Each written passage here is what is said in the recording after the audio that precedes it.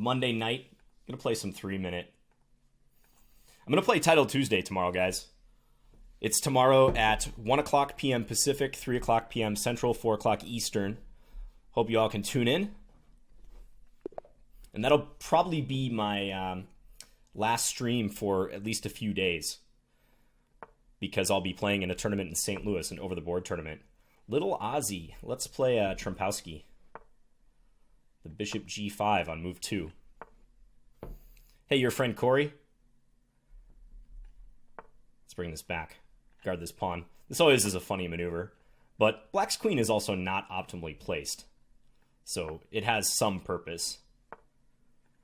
Now we're sort of transposing into a normal Benoni. And Title Tuesday, for those who don't know, the time control is 3+2, so this is not, I suppose, an exact preparation stream for that event, but you know, I got to play fast anyways, even though there's a 2-second increment, so I figure it's pretty good. And I get to hang out with you fine folk.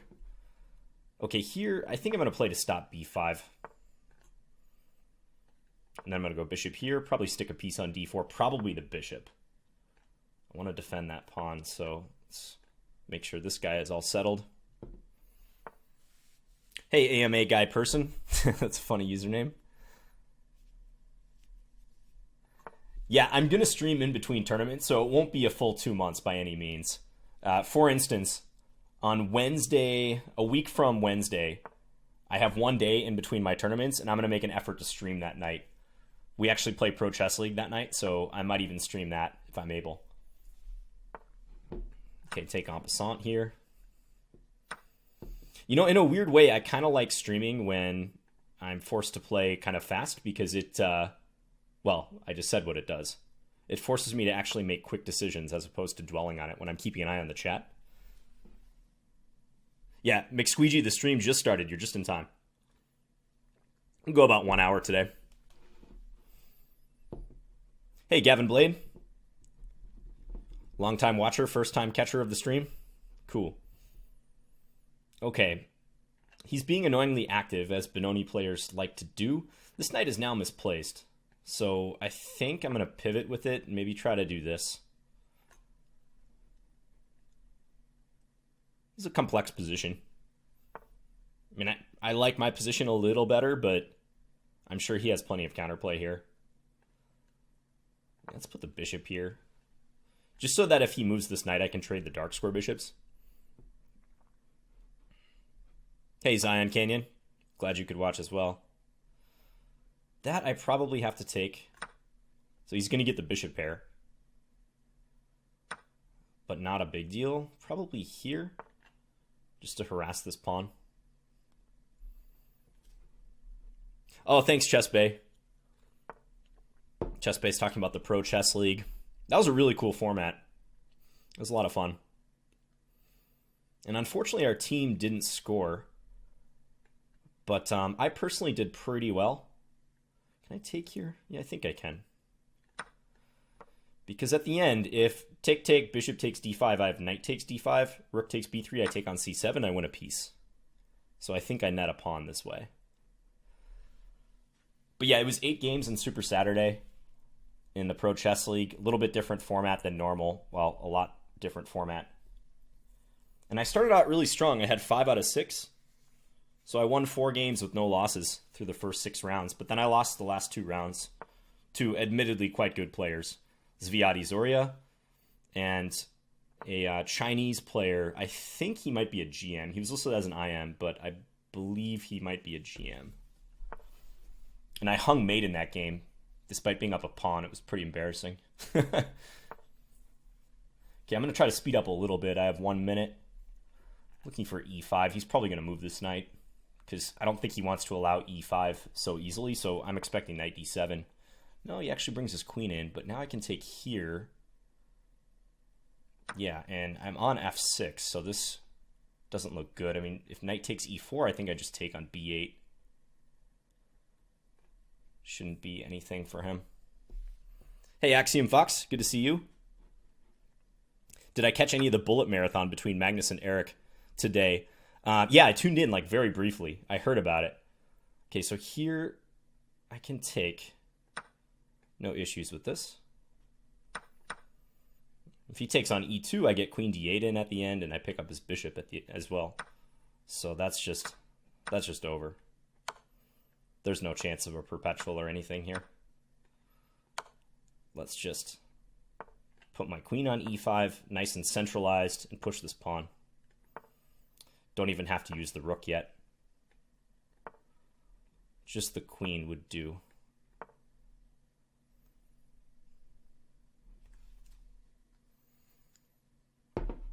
Just curious, John, being the chess pro that you are, how many chess sets do you own? Well, I've joked before that the amount of chess sets that you own is inversely proportional to your chess skill or your rating. Because I've seen so many GMs who just don't own a chess set. Like, you go to their house and they'll be like scrambling to find a chess set, and they certainly don't bring one to tournaments. I'm speaking mainly for American grandmasters, because I know in Europe and more civilized chess countries, you don't have to bring your equipment. But I probably own maybe, if I had to guess, I'm going to say 10 chess sets, if you include stuff like magnetic sets as well. Yeah, I think that's a fair estimation. Let's put the knight in on e4. Sometimes you have to worry about this knight getting trapped. Like, if he moves knight e1, he can maybe think about f3 in the future. But usually, okay, the way he's playing, he's probably going to play for some sort of kingside attack, like rook here, rook here. Watch out for that maneuver. And I think it's good to use this rook. And try to initiate some trades. So I'm just thinking how I want to play this here. I'd like to prepare b5. Okay, I think he's going to go here. I take that back.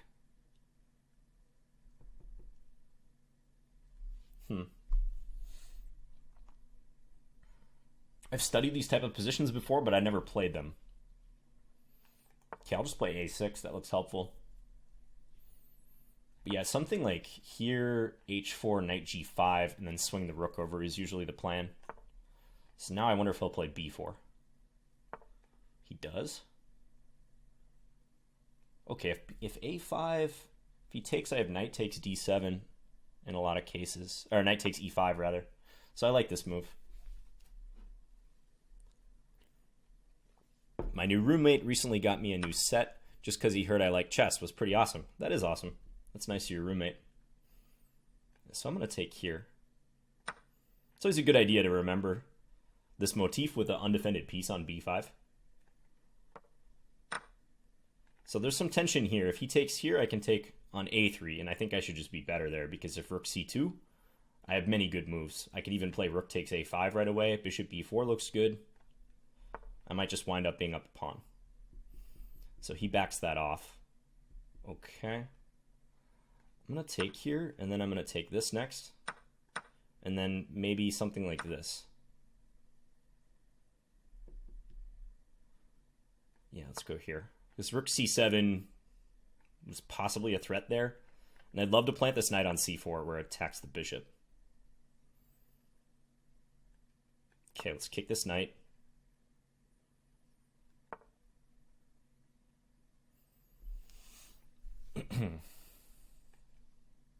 Put this back here. So I'm still looking for this. He wants to stop me.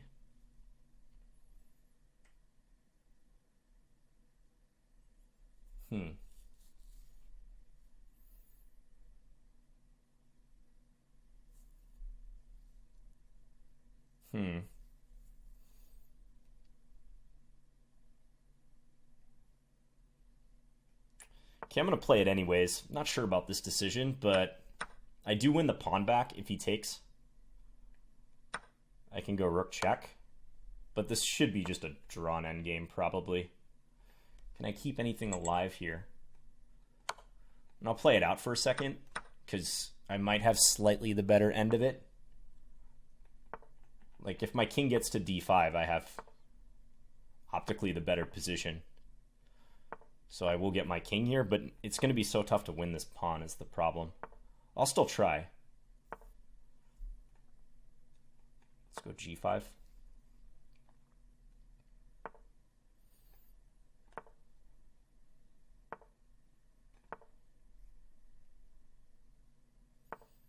Yeah, this is pretty darn tough.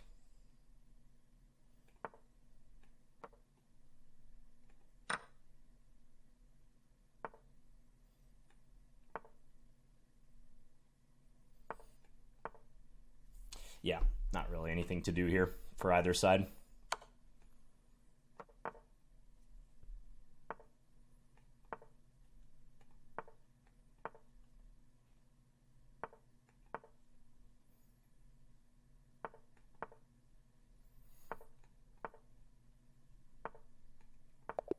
Okay, yeah, draw. I mean, he had more time, but yeah, it's a drawn position. Oh, he declined it. Sometimes people get upset if you play out of position like that, but I was slightly better. So, I don't feel...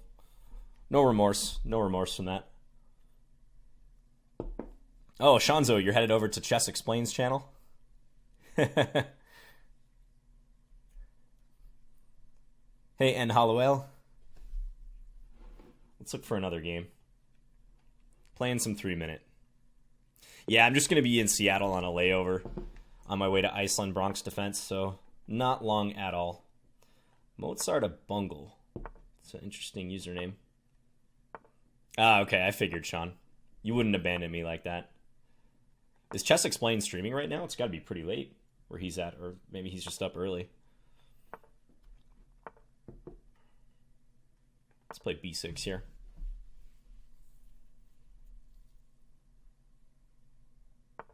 Hey, Manor Monkey.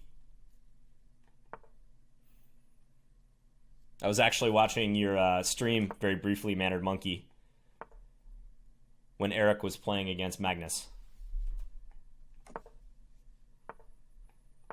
Go rook c8, line up with his queen, and I want to break with c5. Got to get this light square bishop involved, right? It's imperative. Let's take here. So I think I'm completely fine here. Position's just roughly equal. Maybe now's a good chance to take, though. Maybe I shouldn't have played queen c7. Because then, I mean, I could take with the knight. He gets to take, and potentially that structural damage isn't in my favor. But okay, I'll take this way. I do have two isolated pawns, but it's tough for white to make use of their majority at any point here. And I control the d4 square, which is nice because the knight can't use it. So, okay, here I have the option of taking on f3 now. Take f3, he takes h7, king h8, takes, take b2. It's interesting.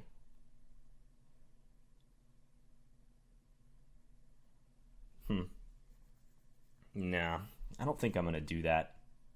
I can take here first, though. Yeah, take there first. And now take here. That's the right move order, of course. Bring this over. So now I can try to play against these weaknesses.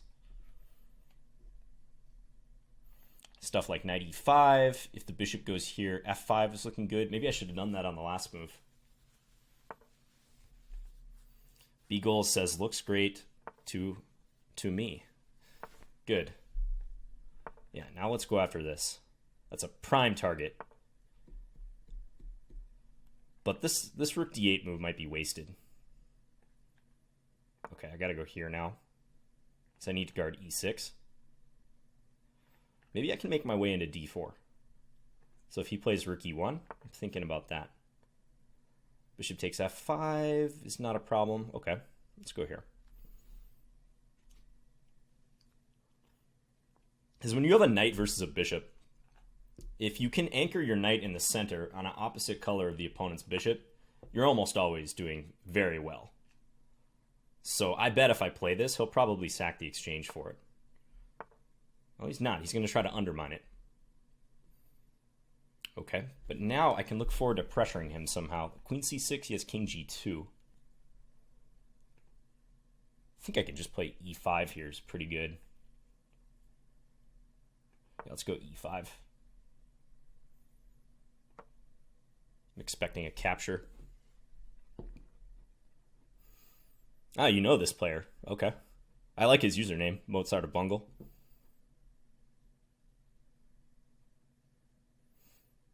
Oh, and hi, Pat. I didn't see you in the chat before, Patrick.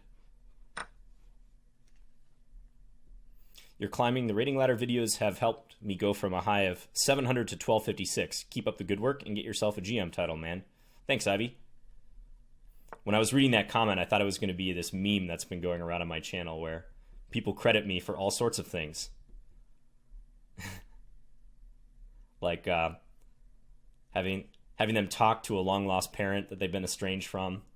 All sorts of stuff. Okay, can I go here? If he takes, I have this. This is a nice idea. Take here, I take check, deflect his queen.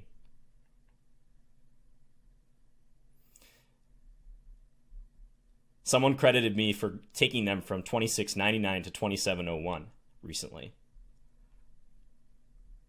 And I was very glad that they credited me for making them a super GM. That was very flattering. John is going to Iceland because the U.S. is seeking to extradite him from Japan for violating sanctions against Yugoslavia. Yeah. Yeah, me and Bobby. Okay. Just take here. He's going to take with the pawn. Okay. He's going to fight. Target the weaknesses.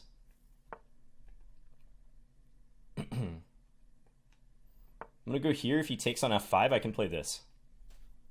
And I should just win his bishop. Because it's mortally pinned. Ah, no, it's not mortally pinned. Never mind. Okay. Still, in good shape here.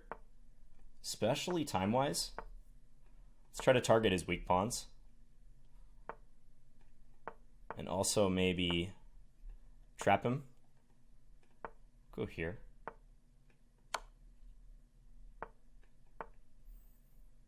Try to blockade on e5 with my king.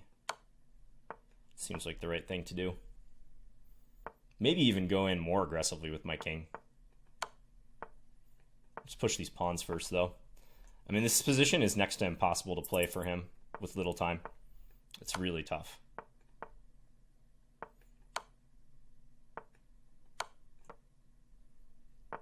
Because there's just still loose things. I mean, even though he's kind of anchored with the bishop on d5, it's still too many loose pieces. Loose points. Push. And queen.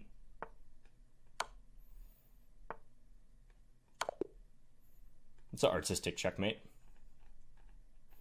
I like that. Let's do a rematch. John, I just want to say that I greatly appreciate your work on the cure for polio. Oh, man. I'm taking credit for miracles of modern medicine. Did you know that I also discovered penicillin? Not many of you know that. Okay, playing a Tory here. I'm thinking about putting the bishop on d3 or b5. Let's put it on d3. I think b5 is also enticing, though, because of the e5 square. How much chess influence did you have on Tang? You'd have to ask him that, but I mean, one thing that you can probably most notice is his openings. I taught him several of the openings that he still plays. But Andrew was already a good player before I started working with him. He was about 2250 USCF. So, you know, I'm not going to sit here and take credit for the majority of his improvement because it wouldn't be true. He was a good player. I think I helped him professionalize some things, like with his opening repertoire and whatnot. But he was always a guy, like I knew he was going to be good. Just based on his focus, his determination at the board. So whether it was with me as a coach or someone else, I knew he was going to be good. And hopefully I just got him there a little faster. This position is suspect for me because this pawn on c3 is pretty tough to deal with. If I could play a3, it'd be different, but I've got myself in somewhat of a bind here. Okay, I guess I'll try to chase that knight. He can come into d2. He's going to. Yeah, I'll take it. Now, how do I win this pawn? That's the problem. Let's go here first. Just stop bishop a6. I might have to sack an exchange for it. Might have to do something like that. I'm thinking I could try this plan as well, but it looks very loose. Like getting an e4 doesn't really seem possible here in a good way. So I'm going to do this. This makes it pretty obvious what I'm up to, but okay, we'll take that. Yeah, I'm just going to sack the exchange. And he's got a weakness on g7, so if ever I need to attack it like that, I can do so. Yeah, the c-file control, though. What about that? Well, let's offer a trade of one pair of rooks. He's going to take the file, but I feel like my queen might pop out and cause some damage. Let's try this. Hope I don't get mated first. But actually, okay, he's got one check and then king h2, and then he has to play defense. He has to go queen g5, and then I take on e6 and I win his rook. Maybe queen d3 was bad. Queen d3 might have been a big mistake on his part. Yeah, I think he's just losing now, because this is the only move, right? He can't protect g7 with his rook. For rook c7, I just take it. So he's got to do this. I take. Look how the bishop protects the king against any perpetual. Have you read I.M. Silman's books, John? Yeah, I have. Yeah, they're pretty good. I think sometimes the concepts he talks about are not really appropriate for the audience that he thinks he has. He talks about like the imbalances quite a bit in his what's the famous book? I always forget the name of it. You rematch this guy. How to Reassess Your Chess. Yeah, and How to Reassess Your Chess, he talks about some good stuff, useful concepts, but I think he goes overboard a bit with the whole concept of the imbalances, and it's over the head of most people. If you thought that way in your games, like you would just lose on time, and you're not really capable of thinking that way when you're about 1400. If you want kind of a counter to Silman, you can read this book called Move First, Think Later by Willy Hendricks. He's a Dutch IM, and he really takes Silman to task. He has some pretty harsh words for him, actually. But it's good to read both books because you kind of get different perspectives from two IMs. I'm somewhere in the middle. I mean, I think Silman's good, but maybe sometimes he didn't know his audience so well. He's a great writer, though. I enjoy his articles for chess.com. He's one of their best writers. Let's get back in there. This guy left, I think. I was talking with Winston Churchill the other day. He said he regrets not taking your advice to reconsider the invasion of Gallipoli and thought you would be a primary candidate for prime minister if you weren't busy beating Capablanca and Simons. Oh, man. Okay, we have the Kopek system here. Bishop d3. Usually they slide the bishop here and push the d pawn.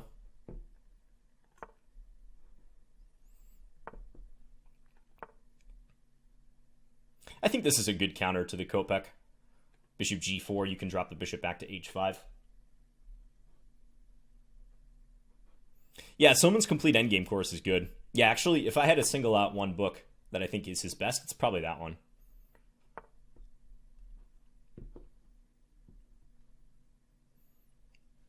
Thanks, XWB. He said he can't wait till I get Twitch partnership so we can all sub. I appreciate that. This move is interesting, but I don't think it works. Let's play h6. I guess there's some fear here that the bishop gets locked out of the play, but still much to do in this position. I entirely credit John for helping me improve and making me the chess champ I am today by playing me when I was age 5, 5.5, and 6. Magnus Carlsen. That's right, Magnus. Thank you. John needs to write a book. Maybe someday. I would like to write a book, but I don't want to write a book on an opening, I don't think. Unless it was very near and dear to me, like the Scandi, something like that. Okay, now I'm going to play this d5 move again. I think the structure is optimal to do this, because he pretty much has to play e5 if he doesn't want to be worse. Like, takes, though. Okay, I'll take with the knight. Because now he's got this isolated pawn. Seems like I'll have good pressure against that coming up. Maybe just queen b6 right here. Yeah, it looks good. not ready to take this yet, but I'm eyeing b2. I connect my rooks. It's a multi-purpose move.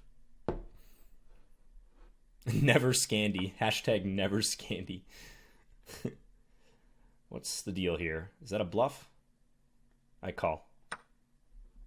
Show me your hand. Knight e5. Uh-huh. This. Uh-huh. Okay. It's reasonable, sir. I see your point. Pawn is valuable, though. Let's jump in. So I think he'll take here, probably. Let's take back if he does. And I do have a weak pawn on e6, but I'm up a pawn. The open f-file might prove handy, too. And he's got to figure out a square for his rook. He can't go to a3 because my bishop covers that square. Knight d7. Okay. Yeah, I saw that move, but I didn't think he would play that.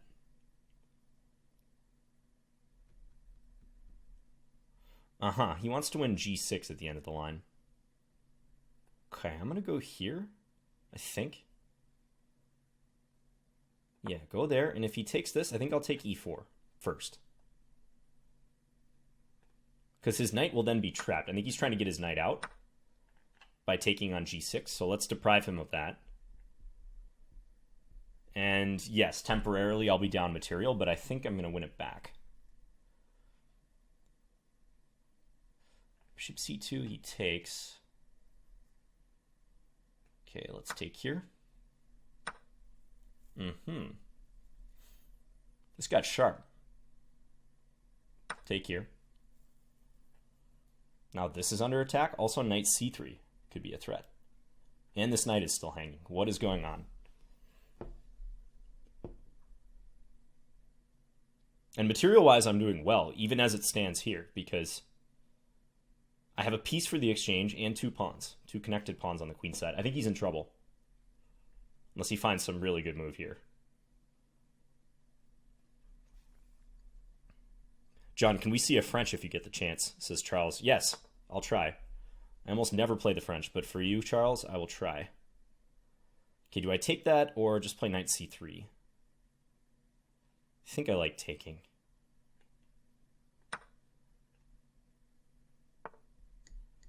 Can still play knight c3 if I want. Does he have any tricks? Don't see them.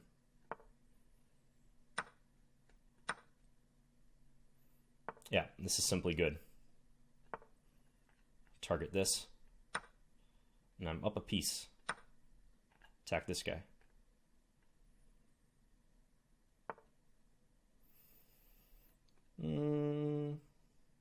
Let's threaten f2.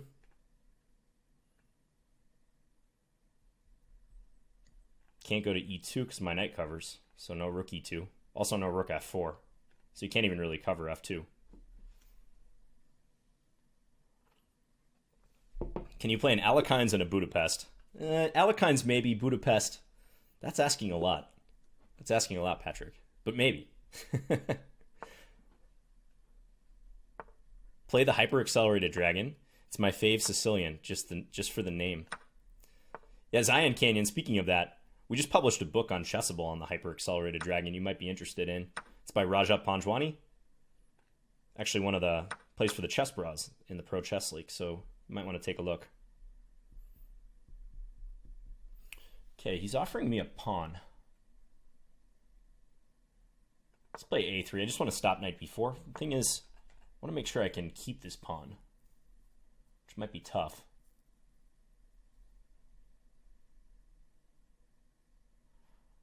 Yeah, actually, that's pretty difficult. I'm just going to give it to him. Play knight c3 next. I would have liked to keep that, but b4, he was going to play a5 and undermine me. That didn't seem right. I credit you with bringing me to chess. Seeing your game against Kasparov under the pseudonym Deep Blue was inspiring. Yeah, I was a 11-year-old cyborg when I played Kasparov. I didn't want to, but IBM said they needed the publicity, So I said, okay, if you're going to twist my arm. Line up with the king.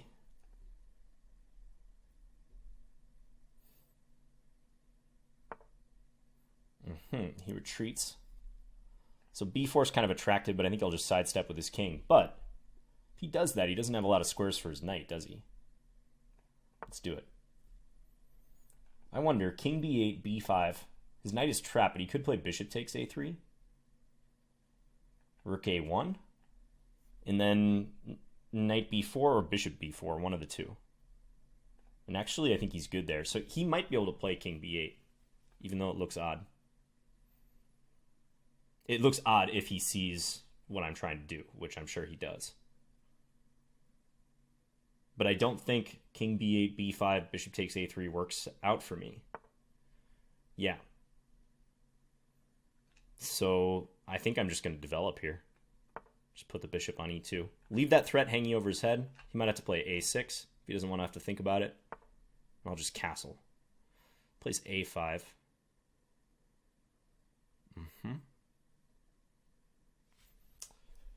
So again, same thing. b5, he's going to take on a3.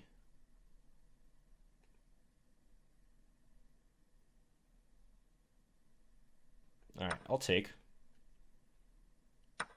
Go here. So maybe some a6 business against his king. Gotta watch my bishop, though. That's a slightly vulnerable point. Like if he goes rook c8, some discovery on the bishop.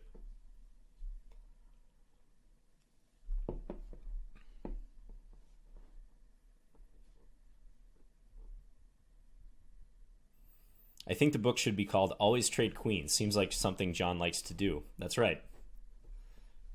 Trade queens with advantage.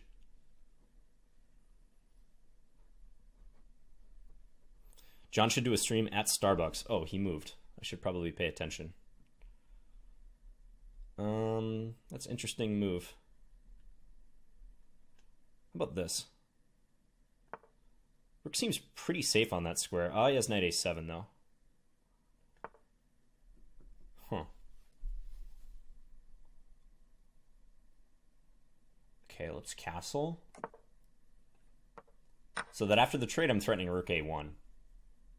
Maybe. Even that, I'm not sure. Bishop b4 always is covering.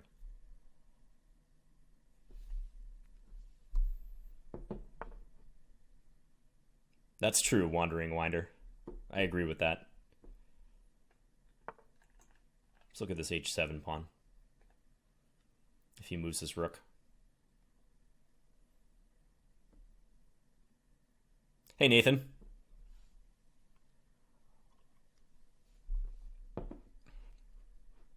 Honestly, I was bothered by Chessable sounds at the beginning, but when they were changed, I suddenly liked the site way more. Yeah, I know what you mean about the sounds. They're not perfect. And you can always turn your sound off. Just mute it. Mute the tab. Ooh. I think he had rook d8 there. I think I blundered. Glad he didn't play that.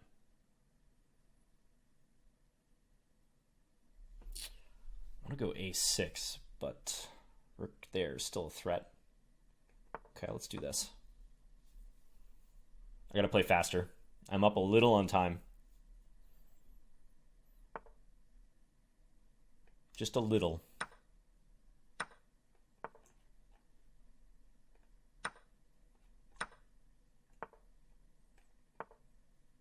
Okay, it's gonna be majority versus majority. Let's get mine going.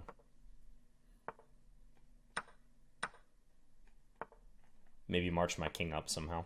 I think I'm slightly better here. Because his b-pawn is not dangerous yet.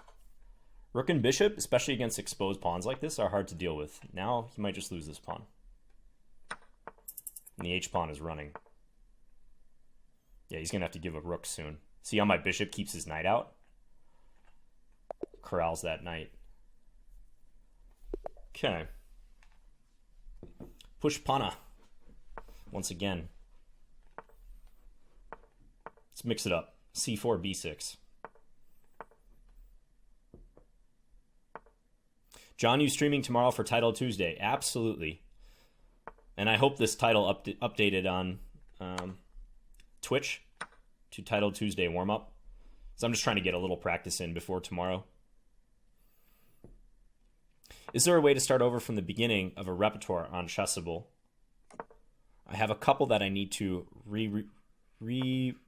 relearn, but it only does the part where it makes me repeat the moves several times. Yeah, I think we can set that up for you, Pat. I'll talk to you about that.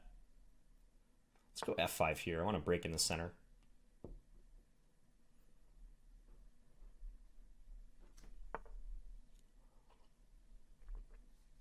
Okay. I think I should just take. Takes that way. I feel like this file should be helpful for me somehow. Let's go here. I'm going to try to block him from playing E5 in the future. This looks a little odd, but... Okay, let's go here. He can try to win a pawn now, but he'd have to go through some pain to do it. Let's do this. If D5, I'm going to go here. Yeah, he's trying to open the position up. Makes sense. I think this is where my lack of experience in these types of positions might hurt me. Ooh, this looks dangerous. Check. Maybe he could have checked me there. But okay, I think he's going to close the position. I thought he was going to open it up, but he's going for some closures. So this knight on A5, is it a good piece or a bad piece? Right now it looks like a bad piece. It can't enter the game, but in the endgame, maybe the control of the C4 square will be helpful.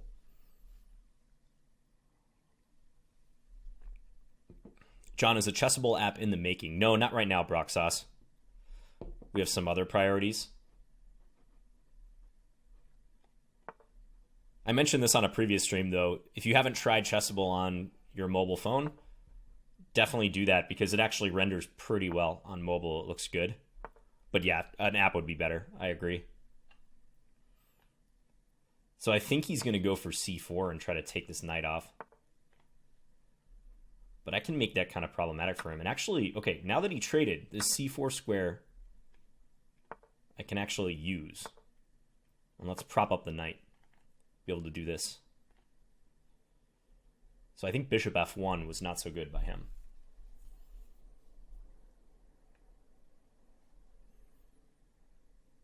And I like the fact that I have a bunch of pawns on dark squares.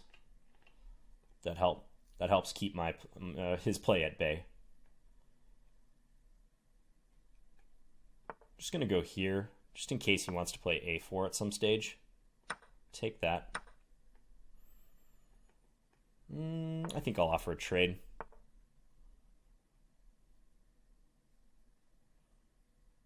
Let's go here.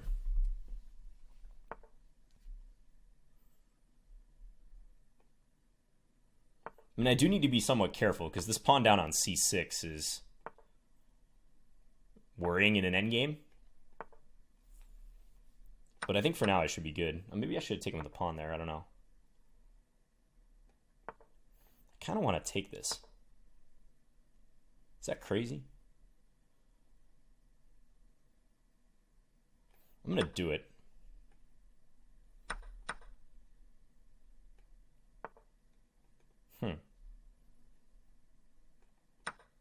He has a draw by perpetual, or maybe not. Maybe he doesn't. He can play bishop takes h6 here.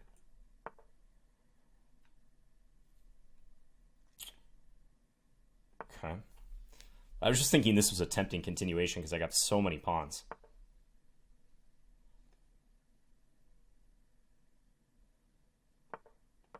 I don't know, though.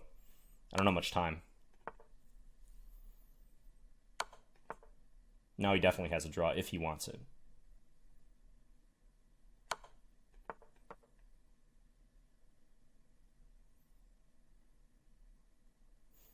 Might play for checkmate. I gotta see if I have a perpetual of some sort. Okay, he's gonna play for that. Let's go there. Okay, now I have at least a draw. Because he can never step to h3. Yeah, I think I'm going to take the draw.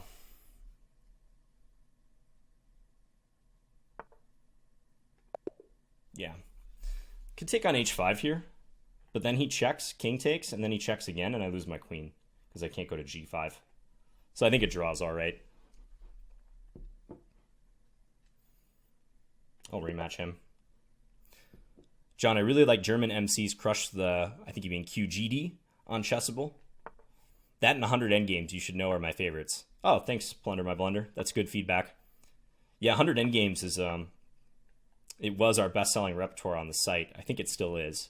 And we just released a new book on tactics by New in Chess. I'm going to review it soon. So you guys are talking about who's in my tournament coming up. Yeah, Chandra, Gurevich, Borosh, Brandon Jacobson. Chess Bay's listing some of the names. Let's take here. Put the bishop on e3, attack this pawn. Oh, did I miss a donation? I didn't hear that turn up. Charles M. donated $10. Thank you, Charles M.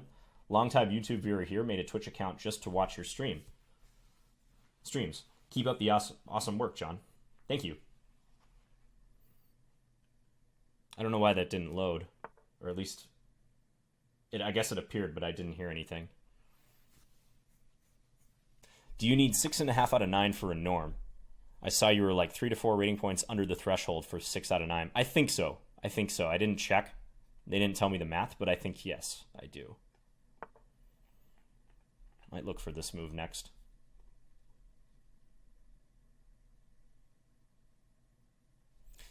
I was wondering if you could make a video or two on playing when behind/down a piece for lower rated players where mistakes are prevalent. Obviously, removing blunders is optimal, but a video on strategies to complicate games. That's an interesting idea. Okay, here do I play? I think I take first. Knight takes, I want to go knight d5. He takes with the bishop.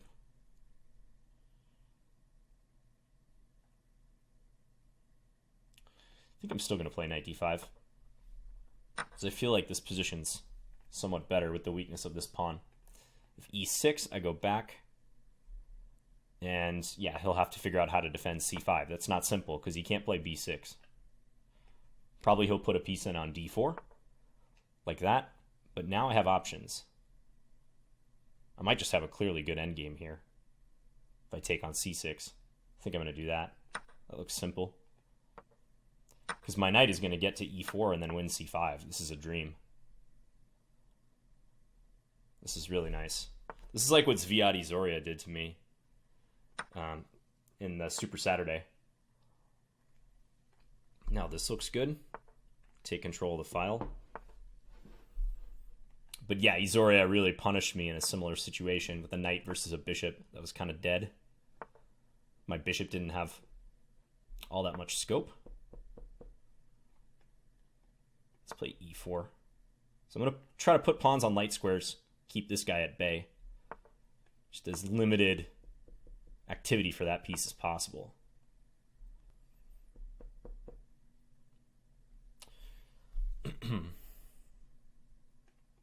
Attack this pawn.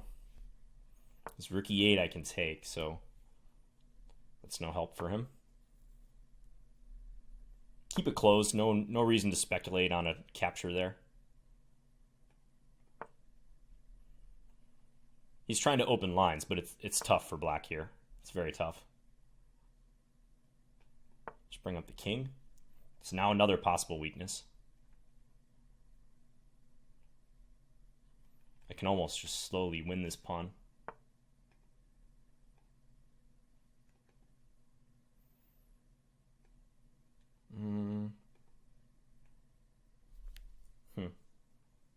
Yeah, I'll go here, I guess.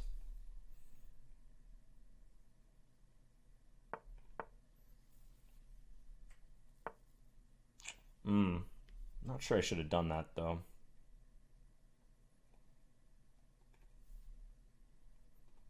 Okay. This bishop e6 now is an issue. Okay, I'm going to take. Don't like what I did just right there. I don't have a lot of time now, though. This is a big threat, though.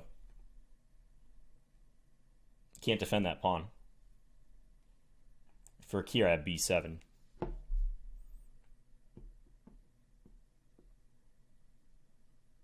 And if king here, there's check.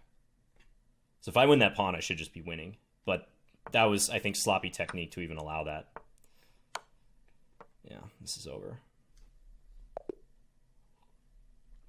Okay. I'm going to play one more game and then just talk to you guys for a second. And then I got to run. Let's go Scandi. Last game of the session. We're going Scandi. X-Storm, how do I force myself to stop playing autopilot moves? Play a Queen A5 Scandi. That's a good question, because there's a fine line between playing autopilot moves and being practical, right? So that is quite a good question. I think it's just becoming better at recognizing what moves are autopilot moves. Like, as I mentioned in that lecture recently that I gave in Norway, common autopilot moves are rook moves to the center, because generally they're correct, and it's hard to regret them too much, but quite often they're just not the best move. So I think it's more so like experience, recognizing which moves could be culprits for being autopilot moves. But yeah, it's a tough thing. It's very subtle. And X-Storm, you were one of the players who played me in the Simul, right? I think we had that interesting Sicilian game. Biffins donated $241. Good luck with Title Tuesday tomorrow. Thank you, Biffins. Hope you can watch it in Australia. If you can't, then it'll be uploaded. It'll be archived. Okay, so I've won a pawn here. This is nice. Let's bring this back. If c5, you can go d5. Maybe. Nah, but then I have perhaps knight b6. I'm not sure how great that is. Let's just go here.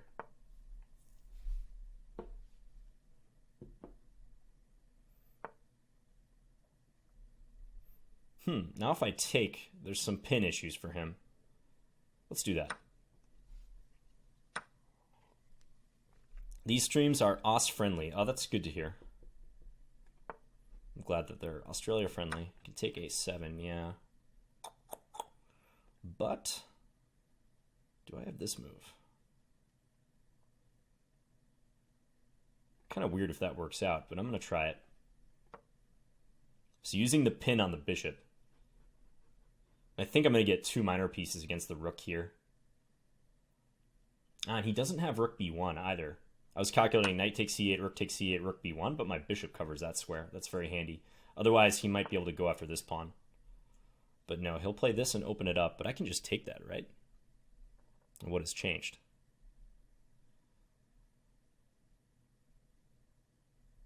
I can also take c4, but nothing has changed by playing d5. So let's just keep the pin. Sometimes it's more annoying when you actually just maintain the pin. Keep it over your opponent's head. Let's take this way. Run with the king. Defend. Defend again.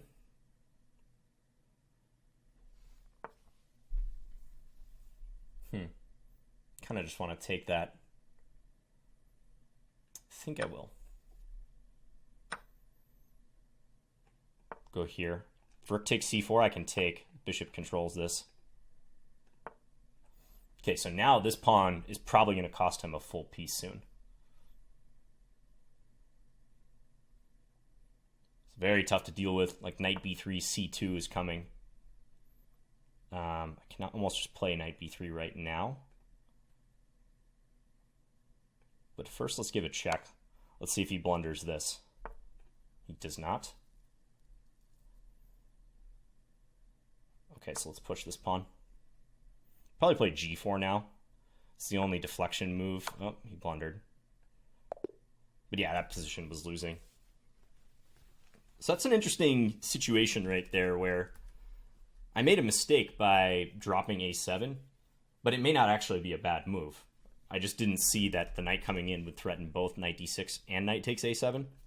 But after king e7 takes knight b6, white's lack of coordination is the problem. Bishop can't move because of the rook. So, okay.